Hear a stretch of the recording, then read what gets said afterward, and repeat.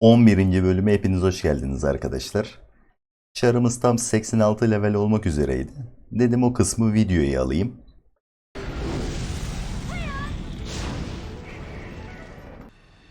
Evet, 86 levele vardık arkadaşlar. Job levelimiz de 73 oldu. Bu arada Job'un pro mod kısmını hallettim. Evet, Job levelimiz 70, %99 oldu arkadaşlar. Bu arada bir önceki videonun yorumlarında bir arkadaş bahsetmiş. 70 level olmamız yeterli oluyormuş. Test etme fırsatım olmadı. Hani %99'a varmıştı zaten, bizimkisi yakındı yani.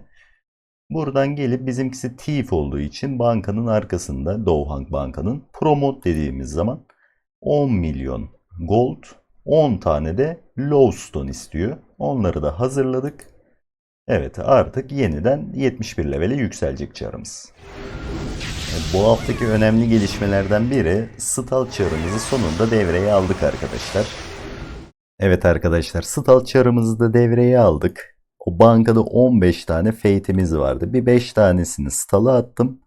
Bu kafalığın da bize total maliyeti aşağı yukarı 10M civarına geldi. 3M almıştım kafalığı, artı basması, tableti vesaire 10M dersek. Bunu da 25M'e listeledim. Artık Consigne'de alanımız dolduğu zaman Stal'dan itemlerimizi listeleyebileceğiz. İlerleyen zamanlarda buradan küçük küçük alsatlar yaparak kendimize sermaye aktarmaya çalışacağız. Bilerek şöyle ikili gruplu olarak koydum. Burası supporter grubu olacak. Buradan gelen karı çara aktaracağız.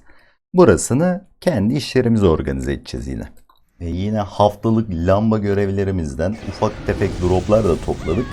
Artık stal çarımız olduğu için bu tarz itemlerde biraz daha yüksek fiyatları deneyebiliriz. Şu 3 tane lamba varmış. Şunları bir verelim. Aha, bir tane yakaladık. Ah be. Şu 2 lamba daha varmış. Bunları da kıralım hemen. Aha. Bir tane de slottan yani lambanın haricinde bir tane drop almışız. O güzel oldu bu hafta. Arkadaşlar bir tane drop yakalamışız. Bu güzel oldu. 9 degreyi Moon silah. Lambadan falan düşmedi. Slottan düştü. Şu anlık en ucuz bizde 100 ml listeledim. Bu da sermayemize katkı açısından güzel bir drop oldu. Bu Yangan Cave'deki görevleri sırayla tamamladık. Bu Rock Dağı'nda kalan 2-3 tane Wing görevi vardı. Bunları tamamlayıp tekrardan Yangan Cave'e gireceğiz. Muhtemelen oradan artık 101 levele yakın bir levelde çıkmaya başlayacağız. Evet arkadaşlar, şu She Tombstone görevlerini tamamladık. Burada 5 defa yapılabilir yazıyordu da 3 defa yapılabiliyormuş bunlar. XP'miz şu an 83 level, %88 civarı.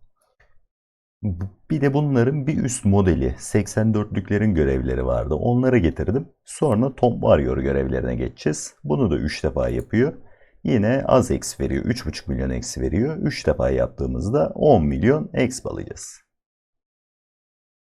Evet arkadaşlar, Bloody Tombstone'ların görevlerini de tamamladık. Şimdi Tomb Soldier'lara getirdim. Burada da 80 tane toplama görevimiz var. Yine 3 defa yapılıyor. 3 milyondan 9 milyon buradan alacağımız var. Herhangi bir life vesaire artık problem olmadığını belirtmiştik zaten. Bu arada CP problemi hiç skill vermememe rağmen halen yaşıyoruz. Yani o yüzden burada faded beatlere falan para kaçırmak istemiyorum. Gidip FGV ile falan da uğraşacak halim yok. Bunu artık 105 levelde CP Cave'de bu eksiklerimizin hepsini tamamlayacağız.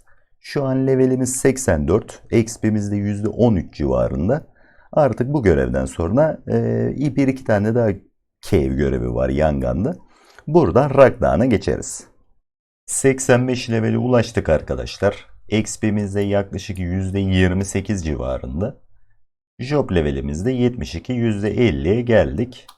Tomb Archer görevi varmış, bir de o açıldı. En azından biraz daha kayda değer bir X veriyor. Normalde 3-3,5 milyon arası veriyordu diğer görevler. Tabi onlar tekrarlanabilir görevdi. Bu bir defa yapılıyor. 8 milyon X veriyor. Bu Tomb Archer görevlerinden sonra muhtemelen Rock Dağı'na 85-87'lik Wing'lere doğru geçiş yapacağız. Stal çarından da ufak ufak alsat yapmalara başladık arkadaşlar. Güzel bir tane 9 degree sans silah yakaladık. O lambadan düşen itemlerimizden birini satmış. Bugün 2 tane de Heal of Fate satmış. Şu an çekten yeni çıktığımız için henüz girmedim çarı. Oradan da bir 75 emlik gelirimiz var.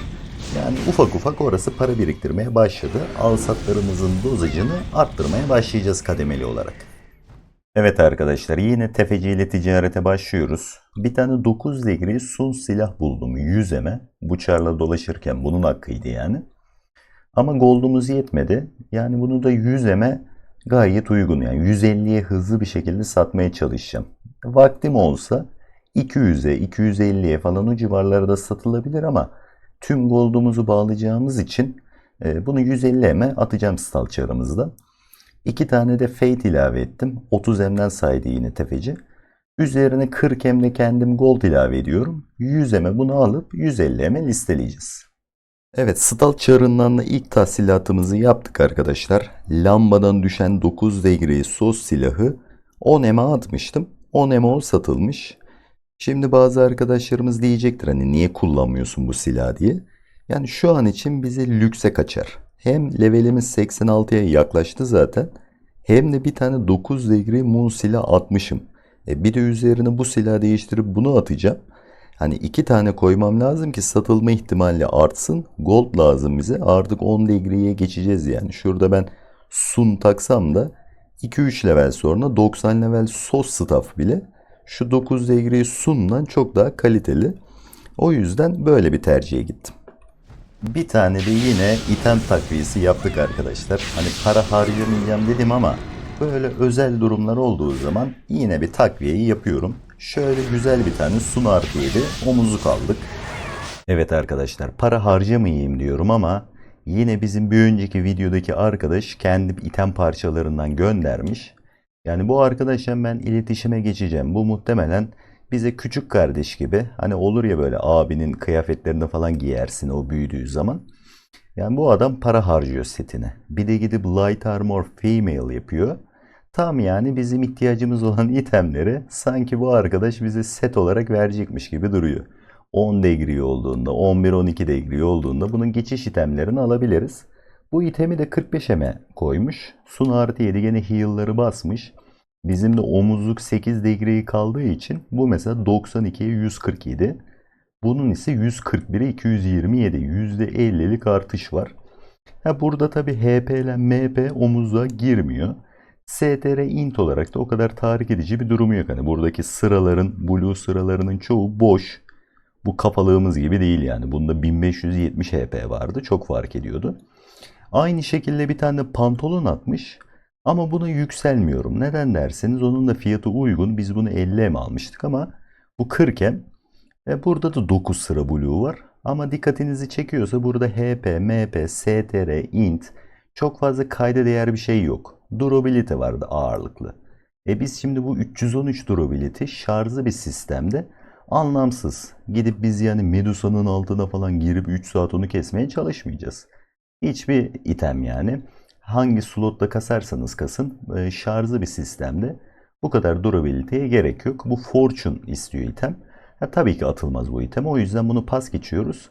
Al sat yapmaya da gold'um yetmiyor. Yetse alabilirdim. Hani 60-70'e falan listeler satardık hemen. Şimdilik şu omuzluğu da ilave ediyoruz. Yani şu an için her şey güzel gidiyor arkadaşlar. 86 levelde artık bu görevleri tamamladığımız zaman Rock Dağı'nda bir 87 oluruz diye tahmin ediyorum. Sonra Yangan Cave'e döneceğiz. Şu an için gidişattan memnunum. Bazı arkadaşlarımız benim hani şu toplama peti almamama, speed scroll basmamama vesaire biraz kızıyorlar. Yani benim genel olarak oyun anlayışım şu. Ben bir özelliği aktif etmeye başladığım zaman o çıtanın altına indirmeyi sevmiyorum. Yani ben bu peti, bu bedava olabilir. Şimdi bir defa ben bunu alıştırdığım zaman kendimi, ikinci, üçüncü ay bunu gidip silkle yenilemem. Neden? Bunun hesaplarını yaptım. Şu an bizim çarımız günlük 10 M civarında gold topluyor. Hadi tamam yaratıkları biraz daha sık kestiğini varsayalım. 15 M toplasın. Ama o Kulon şu an 280 M, 300 M gibi maliyeti var. 28 günlük bir de. Bunun 30 M zaten günlük maliyeti var. Her türlü eksideyiz. O ne zaman basılır? Hız önemli olduğu düşünüldüğü zamanlarda. Yani ben burada power level up yapmak istesem zaten şu an bu çarı görevlerle falan kastırmakla uğraşmam. Giderim bir tane üst level çarla bunu hemen taksi şeklinde hızlı bir şekilde kasabilirim. Burada ben biraz da süreçten keyif ala karakterimi de kademe kademe güçlendirerek gideyim. Devil'le basmıyorum mesela. Neden? Çünkü onu basmaya başladığım zaman hep basmaya devam edeceğim. Ya da aynı şekilde premium basmıyorum. Çünkü onu ilerleyen zamanlarda server'ın artık en ileri gelenlerinden olduğumuz zaman bir basmaya başlayacağım. Bu video serimiz devam edene kadar onu hep üst seviyede tutacağım. Ya da bu VIP'ler yarın öbür gün bunu silver olarak bırakmayacağım.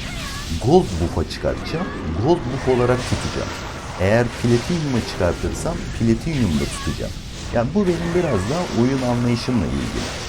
Yoksa hani burada paramın yetmediğiyle alakalı falan filan bir durum değil. Şu an açmak mantıklı değil. Para harcamaya değmez. İlerleyen bölümlerde görüşürüz arkadaşlar. Şimdilik dediğim gibi gayet keyifli devam ediyoruz. Yangan Kaido 90 levelden sonrası biraz sıkıcı geçebilir yani. O mağarayı sevmiyorum.